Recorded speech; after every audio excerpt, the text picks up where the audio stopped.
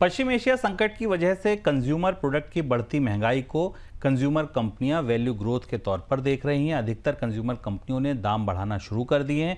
उत्पादन लागत में हुई बढ़ोतरी की वजह से डाबर ने हाल में 4% के दाम में बढ़ोतरी की है। HUL ने अपने प्रोडक्ट के दाम 2 से 5% तक बढ़ाए हैं और गोदरेज ने 5 से 7% की बढ़ोतरी की है। इसी तरह मैरिको और इमामी ने भी अपने दाम बढ़ाए हैं। सर, क्या संकेत मिल रहे हैं कंपनियों को आंकड़ों से? कंपनियों के नतीजों को अगर आप करीब से देखें और जो उसके बाद रिपोर्ट्स आई हैं और जो एनालिस्ट ने बताया, दो चीज़ें जो कंपनियां पहले अंदाज कर रही थी वैसा नहीं था। कंपनियों को ये लग रहा था कि कच्चे माल की कीमतें दबाव में रहेंगी, उतनी बढ़ोतरी नहीं होगी और उन्हें कीमतें बढ़ाने की ज़रूरत नहीं पड़ेगी। ये अगली 2 तिमाही किसी तरह से ठीक ठाक ढंग से क्रॉस हो जाएगी क्योंकि GST में कमी हुई थी, डिमांड बढ़ने की संभावना थी। लेकिन ये सारी गणित उलट गई है। कच्चे तेल की कीमतें बढ़ने के कारण, प्लास्टिक्स की कीमत बढ़ने के कारण, सर्फेक्टेंट्स, पाम ऑयल, इनकी सबकी महंगाई के कारण अब कंपनियों को ये लग रहा है कि वो किसी भी तरह से इस बढ़ोतरी को अपने पास रोक कर नहीं रख सकती। करेंसी की डिप्रिसिएशन ने, रूपी की गिरावट ने कंपनियों की लागत में काफ़ी बढ़ोतरी की है।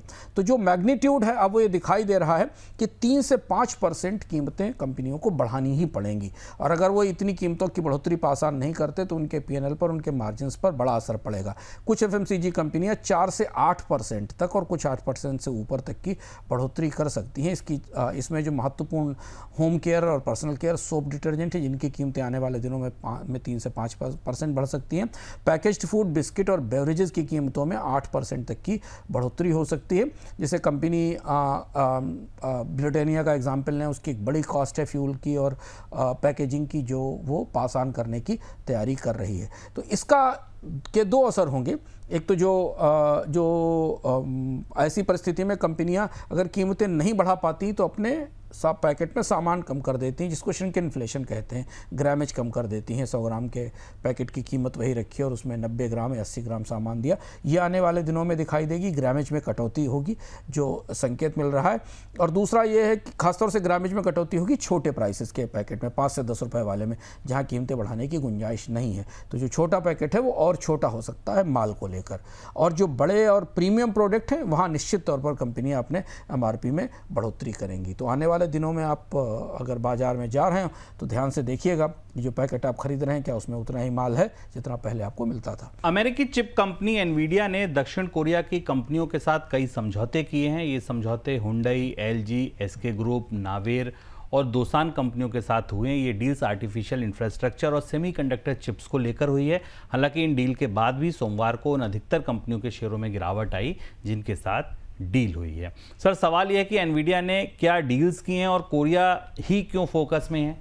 AI के बाजार में 2 दिन से दबाव दिख रहा है, गिरावट दिख रही है और जोखिम बढ़ता दिख रहा है। लेकिन एनवीडिया की डील काफ़ी बड़ी सुर्खियों में थी और ख़ासतौर से कोरिया पर एनवीडिया ने बड़ा फोकस किया है क्योंकि कोरिया उभरता हुआ AI और सेमीकंडक्टर का हब है। एनवीडिया करीब 2,60,000 AI GPUs, जो ब्लैकवेल क्लास के GPUs हैं, वो दक्षिण कोरिया की सरकार और कंपनियों को सप्लाई करेगी। ये आंकड़ा या ये डील ये बताती है कि दक्षिण कोरिया AI में किस लेवल पर कितनी तेज़ी से आगे बढ़ने की तैयारी कर रहा है। जो खरीदने वाली पार्टीज़ हैं उनमें मिनिस्ट्री ऑफ साइंस है और इंफॉर्मेशन टेक्नोलॉजी है। सैमसंग इससे खरीदेगी। SK ग्रुप ने एक बड़ी डील की है। हुंडई मोटर कॉरपोरेशन ने एक बड़ी डील की है। नावेर और काकाओ ने भी बड़ी डील्स की हैं। तो जितनी प्रमुख कंपनियां हैं कोरिया की, वो सब AI में आगे बढ़ रही हैं और इसलिए उन्होंने एनवीडिया को अपनी चिप की सप्लाई का आधार बनाया है।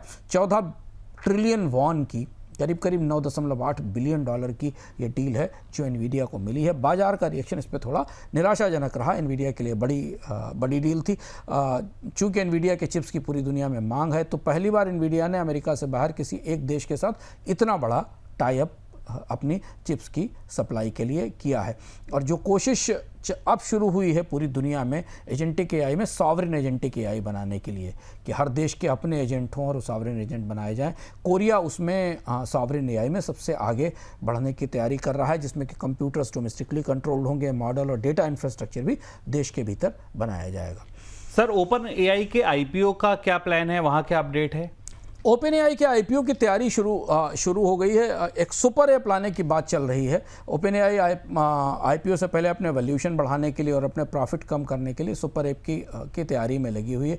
बाजार का ये संकेत है कि इस ऐप में ओपन एआई वो तमाम सुविधाएं देगी जो शायद किसी मीडिया कंपनी के ऐप में या बाकी जगह मिलती है। और पहली बार एआई को मोबाइल प्लेटफॉर्म पर इस लेवल तक ले जाने की तैयारी हो रही है, जहाँ पर आप मोबाइल के जरिए काफ़ी सारे काम कर सकें जो आमतौर पर आपको डेस्कटॉप पर एआई के जरिए किए जाते हैं। तो ये आईपीओ मोनेटाइजेशन प्लान का हिस्सा है और प्रोडक्ट का में चैट, कोड, ब्राउज़र सब कुछ होगा जो एक मोबाइल एप्लीकेशन पर ओपन एआई देने की तैयारी कर रही है। इसमें एजेंट्स भी होंगे, इसमें ऑटोमेशन भी होगा और इसमें इसका यूएक्स भी काफ़ी बदला जाएगा। पहली बार किसी एआई प्लेटफॉर्म का, एलएलएम प्लेटफॉर्म का अपना सुपर ऐप आने जा रहा है। हालांकि ये भी खबर बाजार का मूड सुधार नहीं सकी, न तो एनवीडिया की डील और न ओपन एआई के ऐप की तैयारी है।